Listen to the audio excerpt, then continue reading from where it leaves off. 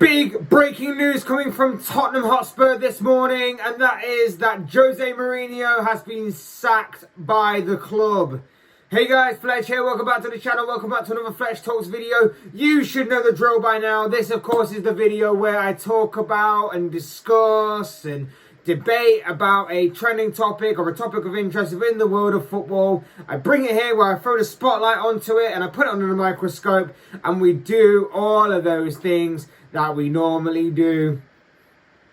And of course today's video is no exception, as today we are looking at the big breaking news to occur this morning. It comes from Tottenham Hotspurs. It's slightly away from the big news story that is dominating the world of football right now, which of course is the European Super League. I've also made a video on that, so if you could check that out, that'd be most appreciated. I know it's a bit long, that video, but there are some interesting points I feel that have been made in that, so please go check that out if you can. But back to this video.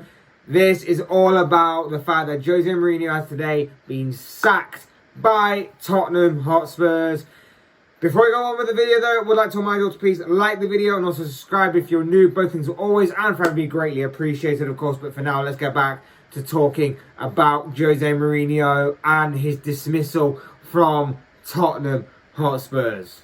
Mourinho took charge of the club almost a year and a half ago, taking charge in November of 2019, succeeding, obviously, former manager Mauricio Pochettino, who, of course, himself is now in charge of PSG, French champions PSG.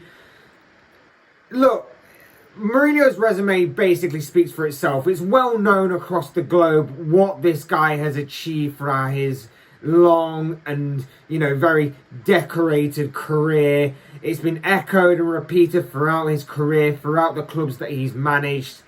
The problem is that for the past several years, his management style has been called into question on many occasions.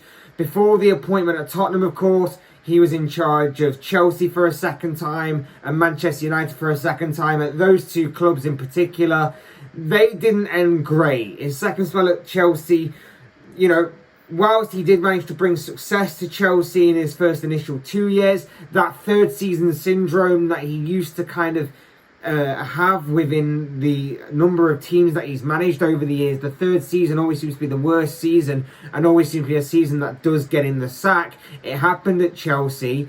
At Manchester United, his reign there, he will claim, was very successful.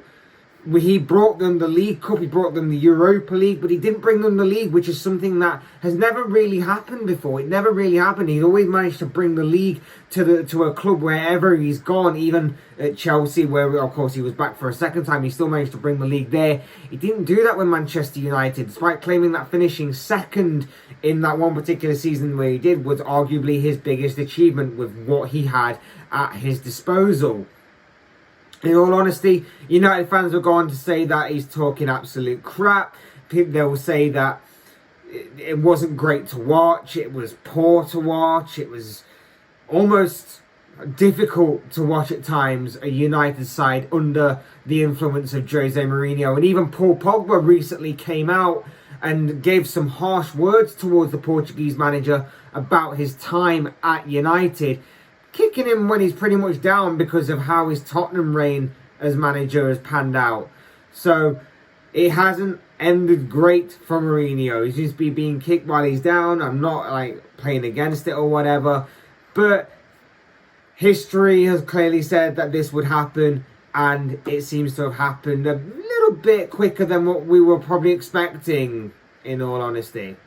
And from my opinion, I honestly believe that this wouldn't have happened, or wouldn't have happened so soon, should I say.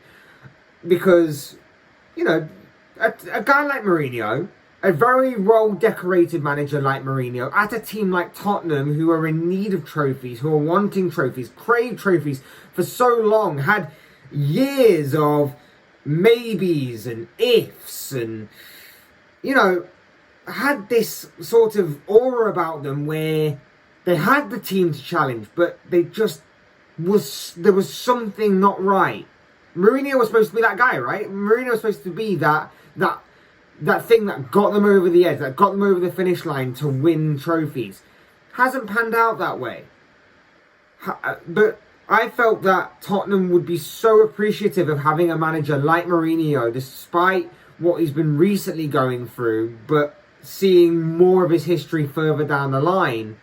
They'd be more appreciative and more wanting of that than getting somebody else. And that's why I thought that'd be one of the reasons why Tottenham wouldn't get rid of him so soon. I also thought they wouldn't get rid of him so soon because I think that Mourinho's probably got a pretty nice check coming his way very soon, in the sense that I heard that it may be even like something like 30 million to get rid of him. It happened at Manchester United. They got rid of him.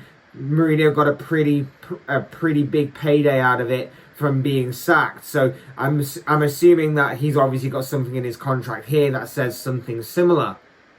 And that's why I didn't think that Tottenham would be sacking him. But I guess having that European Super League money probably put the wheels in motion a little bit faster than what many people and myself were probably expecting. But it's not just that though. It's the timing. The timing seems a little weird, doesn't it? Like, this news breaks 24 hours after the whole European Super League was announced. And of course, Tottenham are involved in the initial 12 teams to be inducted into that. Is this a way of distracting people from this news? Is this a way of trying to bury that kind of news that Tottenham were involved by bringing out something, wouldn't say arguably bigger, but something just as big maybe? Something fresh to light? Possibly. Could this be the result of a clash between Daniel Levy and Jose Mourinho over the Super League? Does Jose Mourinho probably not want to be involved in the Super League? And, you know, this thing is dividing football right now. Maybe Mourinho doesn't want to be involved in that. Maybe he's clashed with Daniel Levy over the direction of Tottenham, and maybe Mourinho just doesn't want to be a part of it. Daniel Levy doesn't want Mourinho to not be a part of it. Something along them lines, and that's why they've clashed, and that's why they've now gone their separate ways. It's another possible theory. Also, the timing of it seems strange in the sense of the breaking news European Super League thing. But also, let's not forget, in 6 days' time, Tottenham have got a cup final. I know that's a bit of an alien concept to Tottenham, cup finals and winning silverware, but they've got a pretty, they've got a 50-50 chance, at least, give or take, maybe. And let's face it, this Carabao Cup is a competition, whatever you want to call it, a League Cup, Carling Cup, whatever it's been called in the past through the different sponsors. This is a cup that Jose Mourinho has prided himself on winning for the many years that he's been in England. You know, if you look back to his first reign as Chelsea manager, he used this as a catalyst to progress and lift Chelsea up to being league champions. He used it again during his second reign. He won it again and then went on to become Premier League champions once more. He did the same with Man United. Okay, they didn't go on to be Premier League champions under him, but he still won this same competition at Manchester United. Maybe he could have used it again here with Tottenham. Maybe this could have been a catalyst to go on to bigger things like he's done in the past. Regardless of what you think of this competition, Mourinho has definitely prided himself on winning this. It may only be a Carabao Cup final to you, but to him it's still something. You know, Tottenham have been without a trophy for 13 years. Their last trophy, coincidentally, was this League Cup that they won 13 years ago. Mourinho was brought in to help them win silverware, and he possibly could have done that here with this competition. Tottenham still could, of course. They've got a new manager in charge. They still could go on and beat Pep Guardiola's Manchester City on Sunday. It's still pretty much, like I say, give or take 50-50 in that. But of course, they won't be doing it with Mourinho. He won't be there. You know, I've alluded to the fact that Mourinho's time at Spurs hasn't been entirely great. Mourinho hasn't pretty much done the things that I would assume that Daniel Levy and whoever else put him in charge would have wanted him to achieve. I think that they were probably expecting more I think Mourinho was probably expecting more, and it just hasn't kind of panned out the way that either party would have hoped. There were some great moments, of course. You look at the way that he seems to have elevated Harry Kane's game and Son Heung-min's game, and he helped them improve their ability in the game, and he helped them develop into a very deadly partnership that has really been a highlight of Spurs' season for all the right reasons during this current campaign. However, there were more signs of the old Jose, the bad Jose, and that's kind of why I would assume that if he's definitely been sacked and got rid of because of these kind of things, that these are the reasons. You know, old habits of Mourinho had been shining through in glimpses during his reign as Tottenham manager. The treatment of certain players, for example, he didn't seem to like Tanguy Ndombele when he first arrived, but Ndombele, to his credit, worked back into Mourinho's plans and became a key part of Mourinho's midfield. But there was no such luck for Dele Alli. Dele Alli, who has kind of been left out of the Tottenham squad for a large portion of the season and under Jose Mourinho. And, you know, he was setting the world alight when he first burst onto the scene in the Premier League. And now he's been reduced to being on the bench, or even not in the squad at all. And even a guy like Gareth Bale, who had such a fanfare when the fanfare he received from his return from Real Madrid to Tottenham, this was going to be like the rebirth of Gareth Bale. Didn't pan out that way. Mourinho hasn't used him often this season as much as fans would have liked. Whether that's down to Bale or Mourinho, not too sure. But it didn't seem like there was something quite right there behind the scenes. Didn't seem like there was something quite right. Whether it was between Mourinho and Ali or Mourinho and Bale. Just didn't seem right. That, along with throwing players under the bus, you know, he didn't seem to take much responsibility for when Tottenham and the Tottenham squad should be doing better. You know, he claimed that his defensive record at previous clubs was created by the quality players that he had at his disposal. You look at the defenders that he had at Chelsea during both reigns, at Inter Milan, at Real Madrid. You look at the defenders that he has at Tottenham, and okay, they are a bit of a downgrade, but you still, if you had any kind of quality about you, man management wise, you'd still be able to get a tune out of them somehow.